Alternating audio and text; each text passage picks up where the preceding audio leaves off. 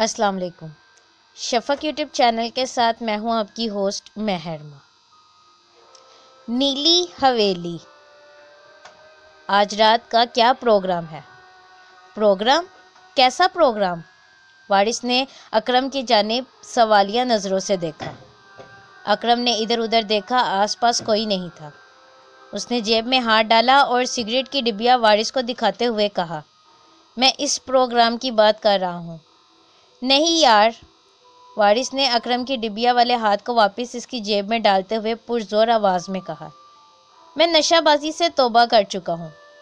میں کب کہہ رہا ہوں تم توبہ توڑ دو؟ اکرم نے وارث کا ہاتھ پکڑ لیا۔ اتنی دیر ہم نے ایک ساتھ نشہ کیا ہے، آخری بار نشہ کرنے سے کچھ بگڑ نہیں جائے گا۔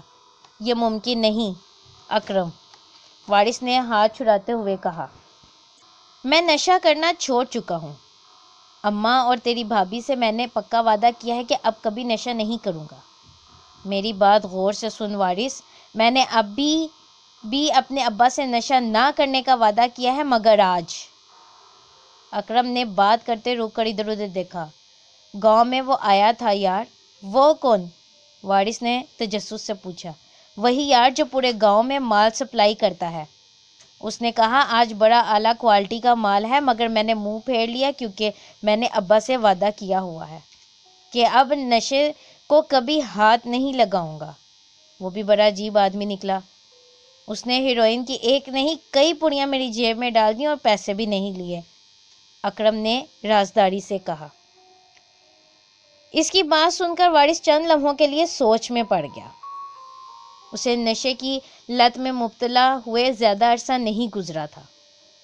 نشے نے اس کے جسمانی اور روحانی احساسات پر نہایت برے اثرات مرتب کیے تھے۔ اس کی تباہ کاریوں کا احساس ہونے پر اگرچہ وہ توبہ کر چکا تھا، لیکن ہیروئن بھرے سگریٹ دیکھ کر اس کا جی للچانے لگا۔ اس سے پہلے کہ وہ رضامندی کا اظہار کرتا، اس کی آنکھوں کے سامنے یکے بعد دیگر اس کی اماں، بیوی اور بچوں کے چہرے گھومنے لگے۔ میں کچھ نہیں جانتا اکرم، میرے چھوٹے چھوٹے بچے ہیں۔ نشے کی لت پہلے ہی میری صحت اور زندگی دونوں کو تباہ کر چکی ہے۔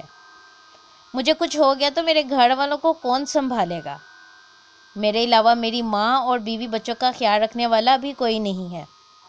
وارث اتنا کہہ کر جانے کے لیے آگے بڑھا، مگر اکرم آڑے آ گیا۔ وارث ایک منٹ رک تو صحیح، میں بھی بہن بھائیوں میں سب سے بڑا ہوں، مجھ پر بھی گھر کی بہت زیادہ ذمہ داریاں ہیں، مگر اتنا تو سوچ، ایک بار نشہ کرنے سے ہم مر تو نہیں جائیں گے۔ آج اگر وہ مجھے یہ نہ دے کر جاتا تو میرے دل میں نشہ کرنے کا خیال بھی نہ آتا۔ اوپر سے یہ ہیں بھی مفت، اس لیے میری بات مان لے، آخری بار نشہ کرنے میں کوئی حرج نہیں۔ اکرم کسی صورت وارث کی جان چھوڑنے کو تیار نہیں تھا۔ تمہیں یاد ہے ہم نشہ کرنے کے بعد ہر بار یہی عہد کرتے ہیں، آج کے بعد کبھی نشہ نہیں کریں گے، مگر وہ کل آئی ہے نہ کبھی آئے گی۔ وارث کے لہجے میں مایوسی نمایاں تھی۔ تم ٹھیک کہتے ہو میرے یار، لیکن یقین مانو آج واقعی ہم آخری بار نشہ کریں گے، اس کے بعد میں تمہیں کبھی مجبور نہیں کروں گا، اکرم نے التجائیہ لہجے میں کہا۔ اس بار وارث نے اکرم کی بات کا کوئی جواب نہیں دیا۔ وہ تذبذب کا شکار ہو گیا۔ ہم دونوں نئی زندگی شروع کریں گے، نہ کبھی نشہ کریں گے، نہ نشہ کرنے والوں سے تعلق اور واسطہ رکھیں گے۔ اکرم نے تیر ٹھیک نشانے پر لگتا دیکھا تو مزید اکسایا۔ تم ہر بار یہی کہتے ہو، یہی بات دہراتے ہو، وارث نے بے بسی سے کہا۔ مجھ پر اعتماد رکھو، کچھ نہیں ہوگا، اکرم نے اس کے کندھے پر ہاتھ رکھتے ہوئے کہا۔ میں اتنا اصرار کر رہا ہوں کیونکہ ہم دکھ سکھ میں ہمیشہ ساتھ رہے، میں اس لیے اس کو ترک بھی اکٹھے کرنے کا کہہ رہا ہوں۔ اماں اور تیری بھابھی کو پتہ چل گیا تو میں کس منہ سے ان کا سامنا کروں گا؟ وارث کے چہرے پر فکر مندی کے آثار ابھر آئے۔ انہیں پتہ نہیں چلے گا، اکرم نے پرجوش لہجے میں کہا۔ میں تمہیں گارنٹی دیتا ہوں، ایک جگہ ایسی ہے جہاں ہم آرام سے نشہ کر سکتے ہیں اور تب واپس آئیں گے جب نشہ اتر چکا ہوگا، اس طرح کسی کو پتہ بھی نہیں چلے گا۔ کون سی جگہ؟ وارث نے چونک کر پوچھا۔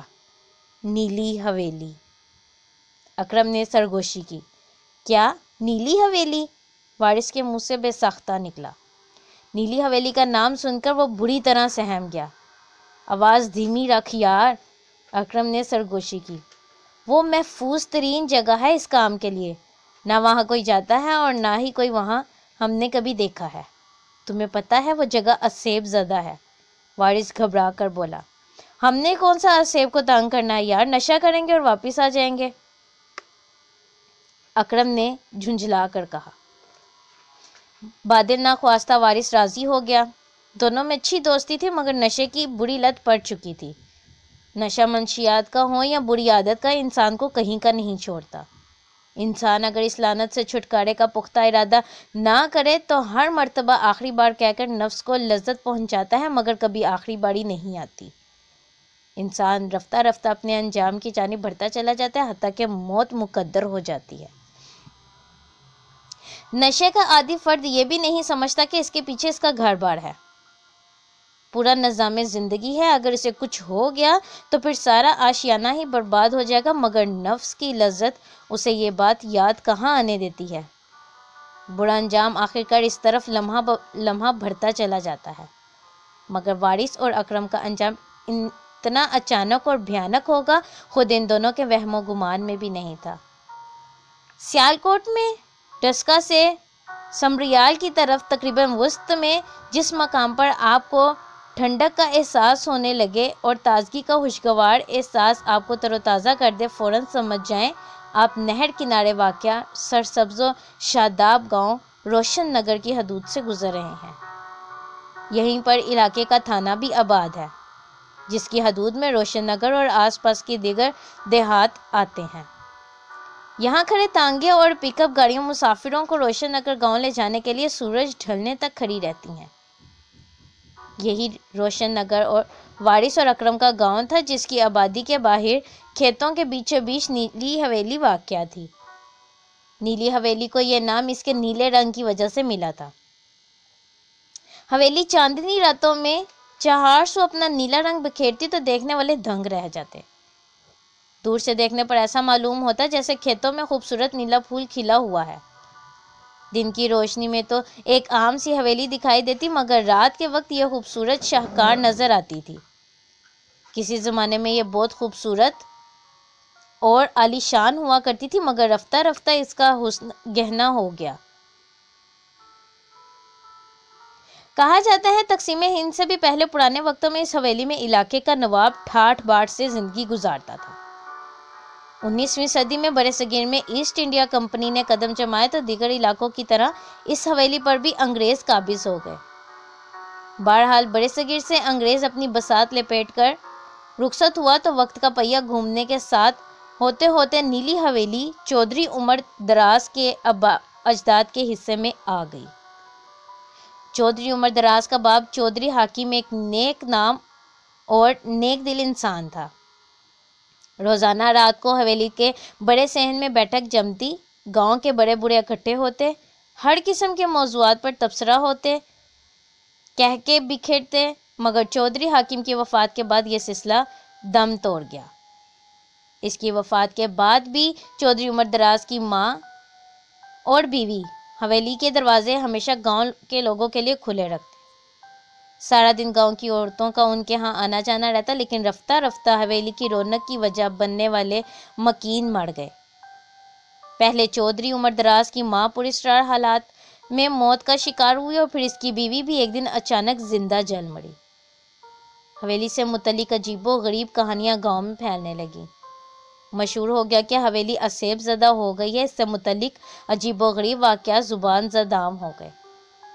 اب یہ حویلی نہیں رہی تھی جو کبھی گاؤں والوں کی آنکھوں کا تارا ہوا کرتی تھی۔ وہاں جانے کے لیے بے چین رہنے والے لوگ اب اس سے کنی کترانے لگے۔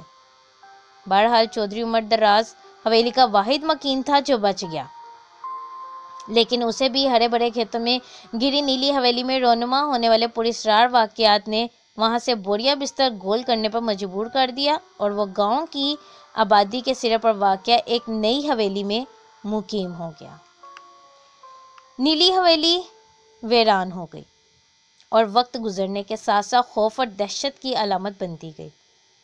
گاؤں جو کبھی امن و امان اور خوشحالی کا گہوارہ ہوا کرتا تھا، اسے خوف اور دہشت کے سائے نے اپنی لپیٹ میں لے لیا۔ گاؤں کے کئی لوگوں کا کہنا تھا انہوں نے رات کے وقت حویلی سے عجیب و غریب آوازیں سنی ہیں۔ بوسوں نے گواہی دی کہ رات کے وقت کبھی کالے اور کبھی سفید کپڑوں میں ملبوس سائے حویلی سے نکلتے دیکھے گئے ہیں، جس سے خوف اور دہشت دن بدن مزید بڑھتی گئی۔ رات کے وقت کھیتوں کے قریب سے گزرنے والے کئی افراد نے بتایا انہیں ایسے لگتا ہے جیسے کوئی گھنگرو باندھے ان کا پیچھا کر رہا ہے۔ غرض نیلی حویلی کے اثر سے لوگ ڈرنے لگے، ہر کوئی ادھر کا رخ کرنے سے گھبرانے لگا۔ اکرم اور وارث گاؤں کے باسی ہونے کے ناطے ان باتوں کو بخوبی جانتے تھے۔ یہ گاؤں کی واحد جگہ تھی جہاں گاؤں والے دن کے اجالے میں بھی نہیں جاتے تھے، لیکن نفس کی تسکین کے خیال نے انہیں آج ہر ڈر سے آزاد کر دیا تھا۔ رات کا اندھیرا گہرا ہوتے ہی اکرم وارث کے گھر کے باہر جا کر کھڑا ہو گیا اور مخصوص انداز میں سیٹی بجائی۔ دونوں ایک دوسرے کو اسی طرح سیٹی بجا کر بلایا کرتے تھے، گویا یہ ان کا کوڈ ورڈ تھا۔ اکرم کو زیادہ دیر انتظار نہیں کرنا پڑا۔ دروازے کی کنڈی کھلنے کی ہلکی سی آواز آئی اور وارث دروازے پر نمودار ہو گیا۔ گھر والے سب صحن میں سو رہے تھے۔ دروازہ بند کرنے سے پہلے اس نے ایک نظر ان پر ڈالی، جیسے اس بات کی تصدیق کر رہا ہو کہ کوئی اس رات کے وقت باہر جاتے دیکھ تو نہیں رہا، یعنی کوئی وارث کو گھر سے باہر جاتے تو نہیں دیکھ رہا۔ اچھی طرح اطمینان کر لینے کے بعد اس نے آہستگی سے دروازہ بند کیا اور دونوں دوست تیزی سے اندھیری گلی سے ہو کر چپتے چھپاتے نکل گئے۔ گلی سے باہر آ کر دونوں مختلف راستوں سے ہوتے ہوئے نیلی حویلی کی جانب گامزن ہو گئے۔ راستے میں گاؤں کے کئی لوگوں نے ان کے ساتھ سلام دعا کی، لیکن کسی کو کچھ بتائے بغیر وہ خاموشی سے چلتے رہے۔ گاؤں سے باہر نکل کر اب وہ کھیتوں کے بیچوں بیچ نیلی حویلی کی جانب جانے والی پگڈنڈی سے گزر رہے تھے۔ چونکہ رات کا وقت تھا اس لیے اب انہیں یہ ڈر نہیں تھا کہ کوئی انہیں دیکھ نہ لے۔ چلتے چلتے بالآخر وہ منزل مقصود پر پہنچ گئے۔ نیلی حویلی کسی سیاہ بھوت کی مانند کھڑی ان کو گھور رہی تھی۔ وارث اس پر اپنی نظریں نہیں جما پا رہا تھا۔ اکرم کے زور دینے پر وہ یہاں تک تو آ گیا تھا، لیکن اس کی اندرونی حالت کیا تھی وہ صرف وہی جانتا تھا۔ اکرم سارے معاملے میں اس کی رہنمائی کر رہا تھا۔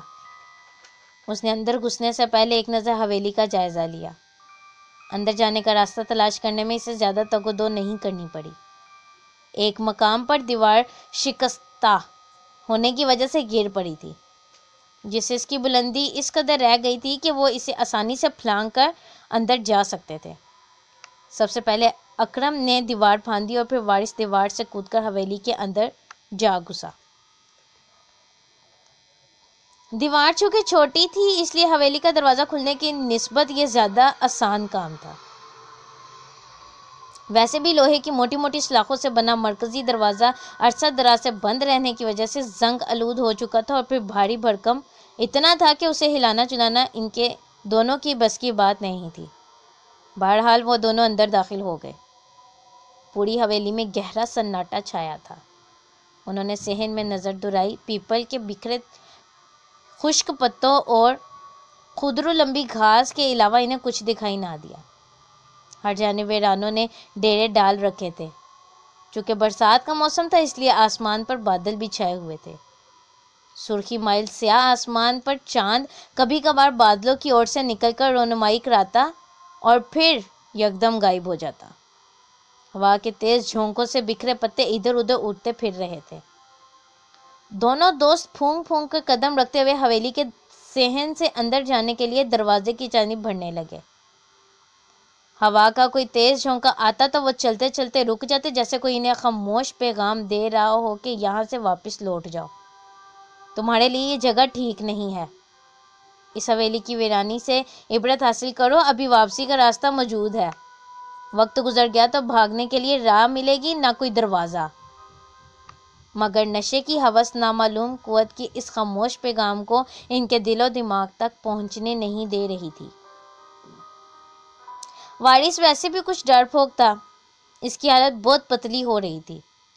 اسے ایسے محسوس ہو رہا تھا جیسے اکرم کے علاوہ کوئی تیسرا بھی ان کے ارد گرد موجود ہے، جو نہایت خاموشی سے ان کے ساتھ ساتھ چل رہا ہے۔ وارث کو وہ نظر تو نہیں آ رہا تھا لیکن وہ اسے محسوس ضرور کر رہا تھا۔